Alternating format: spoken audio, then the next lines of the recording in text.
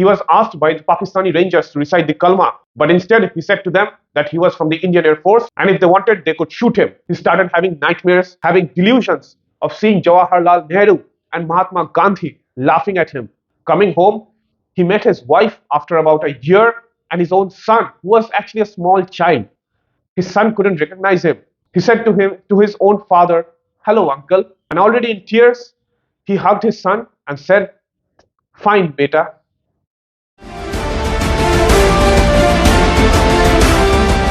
Today I'm going to talk to you about Air Commodore Jawahar Bhargava for his services in the 1971 war against Pakistan on the Western Front.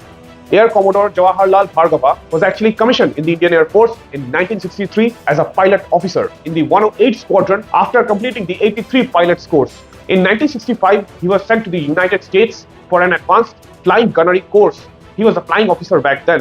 In 1969, he had an accident with his Mystery 4 aircraft because the engine of his aircraft was hit by a bird. He had to eject.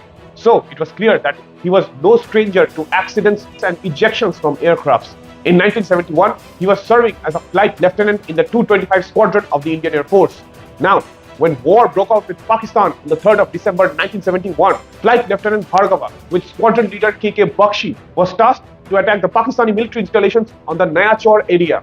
The Naya Chor area was actually in the Barmer sector in the desert. Now, on the 5th of December, Squadron leader K.K. Bakshi and Flight Lieutenant Bhargava took off in their HF-24 Marut aircrafts at 900 kilometers per hour with full amount of fuel and loaded with weapons. They took off and they crossed the border, entering the Barmer sector and closing in on Naya Chor. They noticed the Pakistani military installations and fired rockets down at them. The rocket strafing was so devastating for the enemy that immediately they opened up anti-aircraft firing on these two aircrafts. Unfortunately, Flight Lieutenant Bhargava was hit. At first, his aircraft started having hydraulic failures. Immediately, he made a distress call on the radio. Though his radio was not working very well that day, Squadron leader Bakshi was the first to hear it and he advised Flight Lieutenant Bhargava to turn back towards India. But while on flight, Flight Lieutenant Bhargava's engine started stalling. Eventually, he started losing height and he had dropped his fuel tanks so that the aircraft could fly with more speed. Unfortunately, he was losing height as well, for which he had to eject from his aircraft. The ejection itself is a shock for a pilot, but he landed on the sand dunes and saw his aircraft crashing down onto the ground with all the rockets and munitions in the aircraft exploding in every few seconds.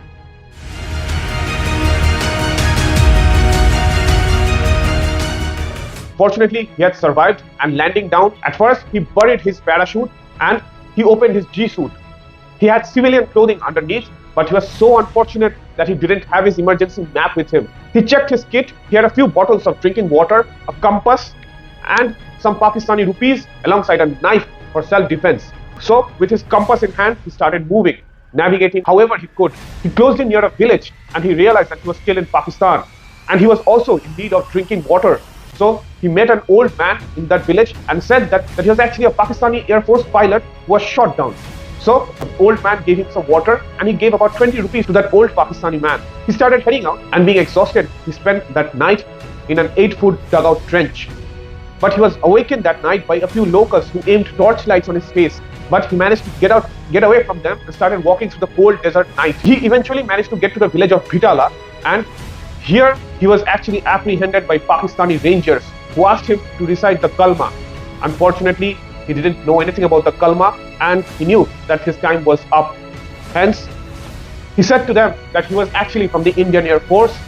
He gave his service number and said to the Rangers that if they wanted, they could kill him. But hearing of this, the villagers wanted to cook a meal for him because they heard that he was Indian. They wanted to give him this hospitality before the Rangers took him away. A villager even approached him saying that he actually travels back and forth in the Barmer area and if he wanted, he could give a letter so that he could post it on the other side of the border. Hence, Flight Lieutenant Bhargava wrote a letter for his wife, which this man took and fortunately was posted back. In this letter, he clearly said that he was captured by the Pakistanis. The Rangers didn't even touch him and actually lifted him up on a camel and at first took him to Chachro. From there, he was taken to Umarkot and then to Mirpur Khas and then up to Badin in Pakistan. On the 10th of December, he arrived at Karachi and by air, he was taken to Rawalpindi. He arrived at the Rawalpindi prisoner of war camp, which was established by the Pakistani Air Force police.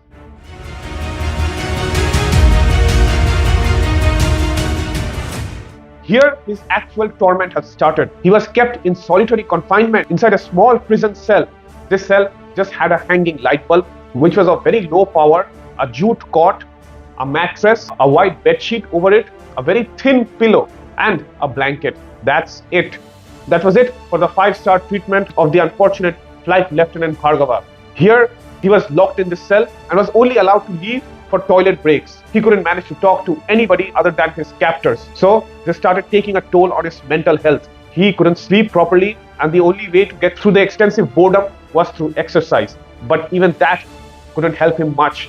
He started having nightmares, having delusions of seeing Jawaharlal Nehru and Mahatma Gandhi laughing at him, and he crying for his horrible condition in that cell.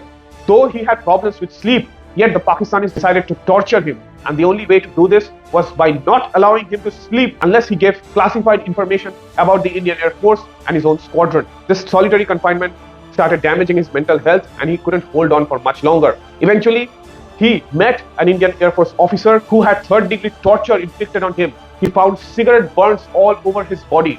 In that camp, he was slowly allowed to meet other Indian Air Force prisoners of war, and they eventually shared a bond. In March 1972, the Red Cross arrived at that camp and gave him letters that were actually from his own family. The Red Cross knew that Indian prisoners of war were still in Pakistan, despite India winning the war of 1971. And on the 1st of December 1972, at Wagah border, alongside numerous Indian prisoners of war, he was finally repatriated back to India. Coming home, he met his wife after about a year and his own son, who was actually a small child.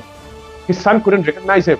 He said to his own father, "Hello, uncle," and already in tears, he hugged his son and said, "Fine, beta." That was the emotional condition of a captured Indian pilot for about a year in Pakistan.